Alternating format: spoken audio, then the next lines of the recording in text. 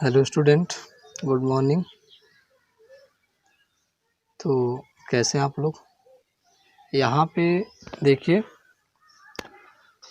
आपका जो third chapter अभी चल रहा है शब्द विचार मॉर्फोलॉजी, इसमें आपको दो टॉपिक हम क्लियर से बता दिए थे, पद और उससे संबंधित शब्द की परिभाषा। पद और शब्द की परिभाषा के बाद आपने देखा कि इसका जो शब्दों का वर्गीकरण था वह 4 प्रकार से था, जिसमें आपको यह देखना था कि शब्द के स्रोत क्या क्या हैं। वहाँ पे आपने देखा कि उत्पत्ति अथवा स्रोत के आधार पे शब्द के भेद होते हैं, और दूसरा होता है आपका व्युत्पत्ति के आधार पे शब्द के भेद होते हैं, और अर्थ के आधार पर और प्रयोग के आधार पे। इस तरह से 4 प्रकार के शब्दों का भेद आपने देखा, जिसमें से अगर यहाँ से अगर आप देखें तो फर्स्ट जो टाइप है इसका उत्पत्ति अथवा स्रोत के आधार पे, इसके कितने 4 भेद किए गए। उत्पत्ति अथवा स्रोत के आधार पर शब्द के कितने किए गए? 4 भेद किए गए। उसमें से जो बहुत इम्पोर्टेंट है, उसमें से आपका 4 भेद में कौन कौन से देखे? तत्सम था, तद्भव था, और देशज शब्द थे, और विदेशी शब्द थे। इस तरह से इन 4 शब्दों से यह आपका उत्पत्ति के आधार पे था। और उसके बाद आपका इसमें देखिए कुछ एग्जाम्पल दिया हुआ है कि हिंदी में जो है तद्भव तत्सम का किस तरह से प्रयोग होता है, जिसका हम आज होमवर्क दे देंगे आपको। तो उसके बाद आपका व्युत्पत्ति के आधार पर था। व्युत्पत्ति के आधार पर आपका जो वर्गीकरण था वह भी आपका 3 प्रकार से था। एक था ऋण शब्द का, और एक था यौगिक शब्द का था, और उसके बाद आपका क्या था? योग ऋण शब्द। यह आपका 3 प्रकार से रचना के आधार था। व्युत्पत्ति का जो अर्थ होता है वह क्या था कि रचना के आधार पर शब्दों का जो वर्गीकरण था वह 3 प्रकार से था। तो देखिए यहाँ पे जो आपने पढ़ा था उसमें आपने क्या देखा था कि तत्सम और तद्भव शब्द क्या होते हैं, इसको आपने देखा था। अर्थात तो देखिए तत्सम का शब्द का हमने आपको जो अर्थ बताया था अर्थात कि संस्कृत भाषा के वे शब्द जो क्या हुए थे, अक्षरशः जो है सीधे प्रयोग किए जाते हैं शब्दों में, और सीधे वो भाषा में प्रयोग किए जाते हैं, वो आपके तत्सम होते हैं। और तद्भव शब्द के विषय हमने बताया था कि तद्भव अर्थात इससे संस्कृत भाषा के अर्थात तत्सम से जो उत्पन्न होते हैं वे शब्द आपके क्या होते हैं? तद्भव कहलाते हैं। तो इसमें अगर आप इनकी परिभाषा देखना चाहेंगे तो देख सकते हैं। इसमें देखिए आपका जो दिया हुआ है इस तरह से, यहाँ पे आप देखेंगे कि क्या लिखा हुआ है तद्भव का। तद्भव में देखिए तद अर्थात तद का अर्थ होता है वह, और भव का अर्थ होता है पैदा हुआ, अर्थात किससे पैदा हुआ। तो आपको यह समझना है कि वह जो है तत्सम से क्या हुआ? आपका पैदा हुआ। तो तत्सम से जो शब्द उत्पन्न होते हैं उन्हें हम क्या कहते हैं? तद्भव कहते हैं। संस्कृत से उत्पन्न, देखिए इसका जो एग्जाम्पल डेफिनेशन लिखी हुई है उसको देख लीजिएगा कि संस्कृत से उत्पन्न अथवा संस्कृत से विकसित। इस प्रकार तद्भव शब्द वे हैं जो संस्कृत शब्दों से विकसित हुए हैं। संस्कृत भाषा के जो शब्द अपना रुख बदलकर हिंदी भाषा में प्रयुक्त होते हैं वे क्या कहलाते हैं? वे आपके जो है तद्भव कहलाते हैं। तो इस तरह से वे क्या होते हैं? तद्भव कहलाते हैं। इसमें देखिए जैसे अगर आप सामान्य बोलचाल की भाषा में जो प्रयोग करते हैं, आम का अगर आप प्रयोग करते हैं तो वह क्या होता है? वह आप ऐसा देखते हैं कि आम्र जो होता है आपका, वह आपका क्या है? तद्भव तत्सम शब्द है। तो तत्सम शब्द है तो ये आपका क्या होगा? शुद्ध रूप होगा संस्कृत का। तो इसका शुद्ध अशुद्ध उच्चारण क्या होता है? तद्भव। वह आपका क्या होता है? इस तरह से आम होता है। तो यहाँ पे यही लिखा हुआ है कि आम्र का क्या होता है? आम होता है। और नया का क्या होता है?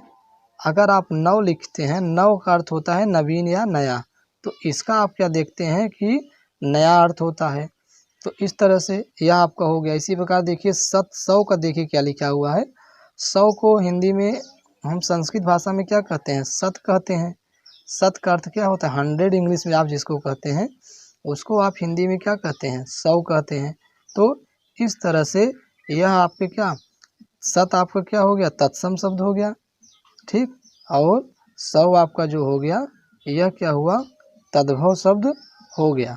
तो इस तरह से यह आपका क्या हुआ? तत्सम और तद्भव का अंतर हुआ। इसी प्रकार से भीख का जो लिया हुआ है, भिक्षा दिया हुआ है, तो यहाँ पे इन दोनों पॉइंट को आपको समझने की आवश्यकता है कि तत्सम जो है, तत्सम देखिए वे शब्द होते हैं तत् अर्थात वह संस्कृत से जो उत्पन्न होते हैं, अर्थात क्या तत् अर्थात संस्कृत प्लस सम बराबर बराबर, अर्थात संस्कृत के समान। किसके समान होते हैं तत्सम शब्द? आपके संस्कृत के समान होते हैं वे शब्द जो बिना किसी परिवर्तन के ज्यों के त्यों संस्कृत भाषा से हिंदी भाषा में प्रयुक्त होते हैं। ठीक, वे तत्सम कहलाते हैं। अर्थात तत्सम का मूल शब्द क्या हो सकता है? इसको अगर आप समझ सकते हैं तो तत्सम का जो मूल रूप होता है वह आपको क्या होता है? संस्कृत भाषा होता है, वही आपके जो है तत्सम होते हैं। तो इस तरह से इसको आप समझिए। तो उसके बाद देखेंगे अगर आप तो जब तो क्या कीजिए कि वे शब्द जो बिना किसी परिवर्तन के ज्यों के त्यों संस्कृत भाषा से हिंदी में प्रयुक्त होते हैं वे तत्सम कहलाते हैं। यहाँ पे देखिए इनका एग्जाम्पल जो है दिया हुआ है। तो उसके बाद क्या होते हैं, जैसे आम्र हो गया आपका, नव हो गया, वही एग्जाम्पल लिखा हुआ है। और तद्भव शब्द हमने क्या बताया आपको कि तद का अर्थ होता है वह, इससे उत्पन्न, तत्सम से जो उत्पन्न होते हैं वो आपके तद्भव कहलाते हैं। ये सब चीज़ें आप अच्छी तरह से पढ़े हुए हैं। इसका अभिप्राय है कि संस्कृत से उत्पन्न अथवा संस्कृत से विकसित। तो अब देखिए तीसरा पॉइंट जो इसमें दिया हुआ है कि देशज शब्द देखिए क्या होते हैं, इसको देखिए।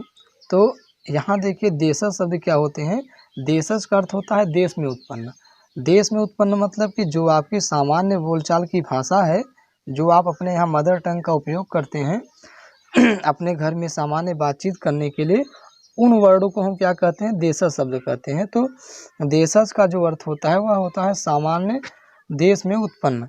जो शब्द देखिए जो शब्द क्या होता है कि स्थान और विपरीत स्थान और परिस्थिति के अनुसार देश में ही निर्मित कर लिए जाते हैं, वे क्या कहलाते हैं? देशज शब्द कहलाते हैं। ठीक, देखिए क्या लिखा हुआ है कि जो शब्द क्या होता है स्थान और परिस्थिति के अनुसार देश में ही निर्मित कर लिए जाते हैं वे आपके देशज शब्द कहलाते हैं। तो जैसे पंगा, घोंसला, पगड़ी, चूहा, इस तरह का जो भी इसमें एग्जाम्पल लिखा हुआ है इसको आप पढ़ लीजिएगा। इसका मतलब कि देशज जो कहने का तात्पर्य है वह देखिए, देशज कहने का तात्पर्य क्या है कि सामान्य जो बोलचाल की भाषा होती है, अगर आप जो है अपने घर में या कि ऐसी भाषा का आप प्रयोग करें कि जिसका व्यापक स्तर पर प्रयोग न हो, ऐसी भाषा का प्रयोग करें जिसका क्या हो कि व्यापक स्तर पर प्रयोग न हो, और वह आपकी केवल क्या हो एक क्षेत्र विशेष की या आपके आसपास की ही भाषा का प्रयोग किया जाए, तो वहाँ पे क्या होता है? देशज शब्द कहे जाते हैं।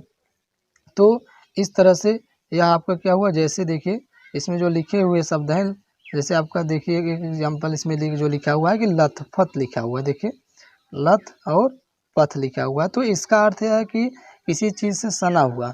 सना का तात्पर्य है कि किसी चीज़ में मिक्स, मतलब जैसे आप मिट्टी से सन जाते हैं, धूल में खेलते रहते हैं, कचड़े में खेलते रहते हैं, तो उस अर्थ का यहाँ पे क्या होता है? लथपथ होता है। इसका तात्पर्य यह आपकी सामान्य देशज बोलचाल की भाषा है, इसका व्यापक स्तर पे कहीं प्रयोग नहीं होता है। तो यह इसका अर्थ है, समझिए। तो उसके बाद देखिए अब आप जो उत्पत्ति अथवा स्रोत के आधार पर जो शब्दों का वर्गीकरण था उसमें आपने देखा कि तत्सम शब्द क्या होते हैं, तद्भव शब्द क्या होते हैं, एक चौथा तीसरा आपने देखा देशज शब्द क्या होते हैं, फोर्थ देखिए कि विदेशी शब्द क्या होते हैं। देखिए विदेशी शब्द जो आपके होते हैं, इसको देखिए, विदेशी भाषा के लिए गए शब्द क्या होते हैं? विदेशी कहलाते हैं। हिंदी में जिन विदेशी भाषाओं के शब्दों की बाहुल्यता होती है उनमें अंग्रेजी, अरबी, फारसी आदि मुख्य आते हैं। इनका देखिए कुछ एग्जाम्पल दिया हुआ है। विदेशी भाषा कहने का तात्पर्य है कि जो हमारे जो शब्द हैं, अगर वे सीधे इंग्लिश लैंग्वेज से अर्थात इंग्लिश भाषा से सीधे जो है जब आ जाते हैं, तो उनका प्रयोग हम बिना किसी ट्रांसलेट के परिवर्तन के किए करते हैं, तो वही आपके क्या होते हैं? विदेशी शब्द कहलाते हैं। वह आपके विदेशी शब्द में देखिए कुछ एग्जाम्पल, जैसे अंग्रेजी भाषा का देखिए यहाँ पे लिखा हुआ है कि अंग्रेजी भाषा का देखें क्या लिखा हुआ, diary, court, doctor, pant, taxi, station, budget, police, इस तरह से यह शब्द क्या हुए? अंग्रेजी भाषा के हैं। अब अरबी का अगर आप देखेंगे तो इसमें क्या लिखा हुआ है? बाजार, किताब, मुहावरा, खर्च, सितार, इत, अल्लाह, करीब, ये सब शब्द क्या देखिए अरबी भाषा के लिखे हुए हैं। इसी तरह से देखिए फारसी भाषा का जो शब्द लिखा हुआ है, क्या लिखा है? ताकत, फौज, कागज, शिकार, मुर्दा, तीर, काजू, फासला, आसमान। देखिए इसी प्रकार तुर्की का लिखा हुआ है, पुर्तगाली के, फ्रांसीसी, यूनानी और ग्रीक, तो चीनी के। तो अच्छा, चीनी भाषा की जो मूल शब्द होता है, अच्छा ये आप जानते रहिए कि चीनी भाषा को हम लोग क्या कहते हैं, उनका जो शब्द होता है उसको मंदारिन कहते हैं। चीनी को चाइनीज जो लैंग्वेज होती है